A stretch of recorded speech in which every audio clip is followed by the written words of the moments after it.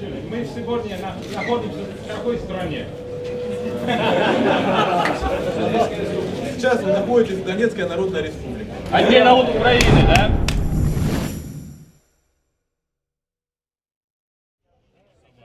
По военному билету нет. Нет, мальчики, передайте там. So today is voting day for the Donetsk People's Republic referendum, either becoming an independent state or staying as part of Ukraine. So there are voting stations all over the city. We're here at the administration building where there are some booths, so we're going to go and check those out. За внуков наших. Дай Бог, чтобы все было хорошо. Все. Спасибо. Sort of this vote has been branded illegal by the Ukrainian government and its Western allies. There's no independent observers monitoring this referendum, and yesterday 100,000 already ticked yes voted ballots were discovered by the Ukrainian security services. So many people here expect this to be a bit of a foregone conclusion in terms of the result. OSCE and no independent monitors are here to monitor this election. Instead, the Donetsk People's Republic have chosen a group of ladies sat here monitoring this polling booth. Not sure how effective that'll be. From the looks of it, most of the votes that have been cast here today at least are a resounding yes. Svetlana, can you tell me why you're coming down here to vote today? Я сегодня в городе Донецке нахожусь. Я пришла на избирательный участок, чтобы проголосовать за республику, за Донецкую свободную республику. Мы люди русские, мы пришли поддержать себя, мы против войны, мы против боевиков, мы против того, что к нам приходят сюда, навязывают свои понятия, против фашистов, что нас здесь убивают, мирных жителей. Мы выходим на демонстрации, мы приходим без оружия. Мы жители Украины, но мы русские люди, и мы за Донецк, за Луганск, за нашу республику.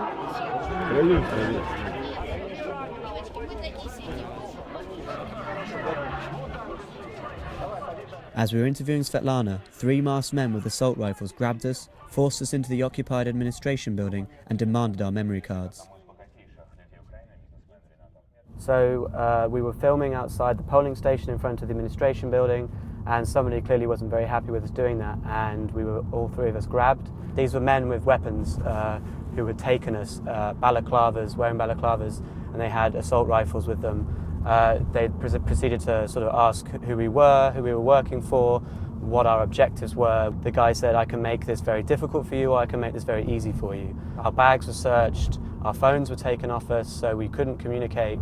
So there was one man asking us questions and 2 people sat opposite him.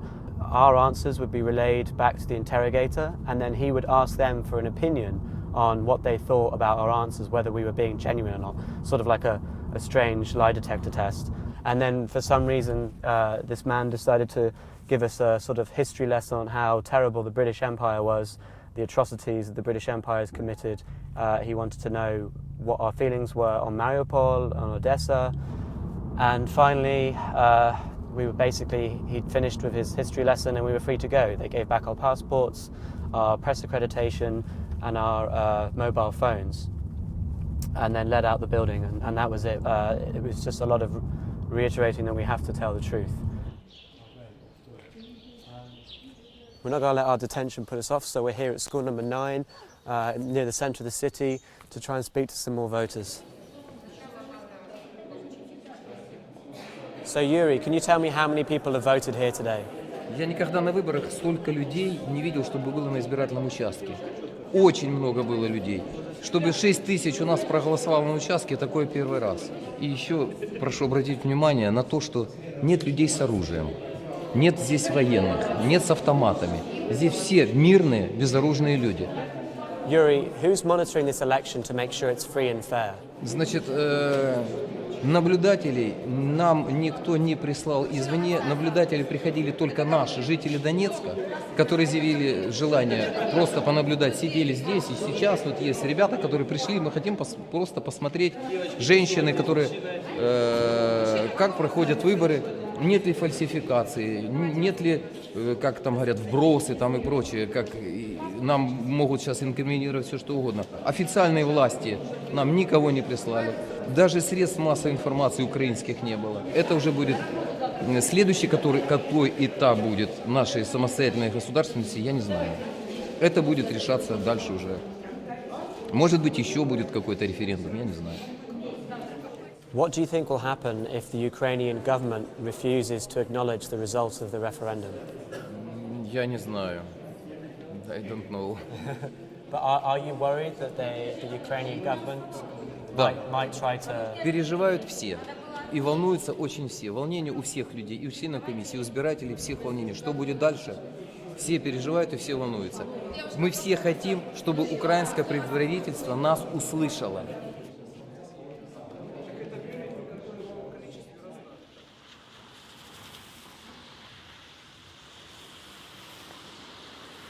So it's the day after the referendum and we're outside the occupied administration building again.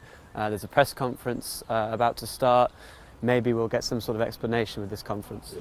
Число голосов за принятие вынесенного на референдум вопроса 2 миллиона 252 тысячи 867.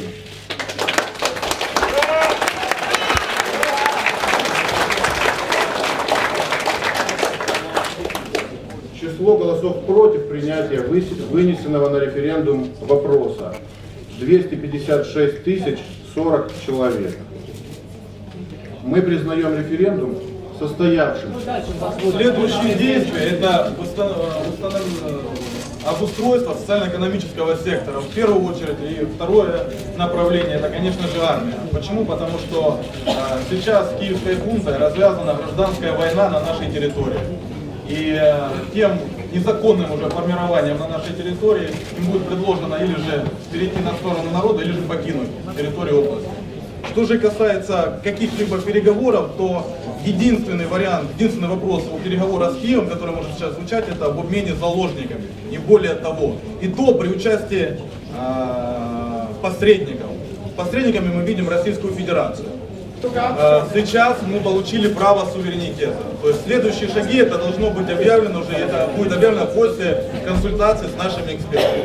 На территории Донецкой области не только украинская армия, на территории Донецкой области так называемая национальная гвардия, которая состоит из гражданских лиц, агрессивных украинских националистов, которые идеология, ценности которых зиждется на русофобии. То есть их вооружило государство Украины, чтобы они пришли убивать нас. И они делают это. Да, больше 600 журналистов в сердце Донбасса, в Донецке.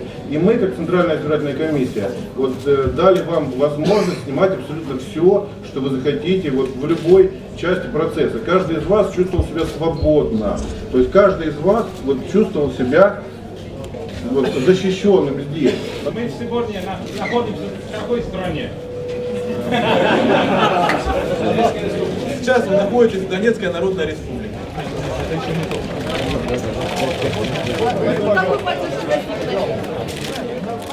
So the press conference was pretty short, pretty chaotic. A lot of journalists were here and some supporters of the Donetsk People's Republic as well, some armed.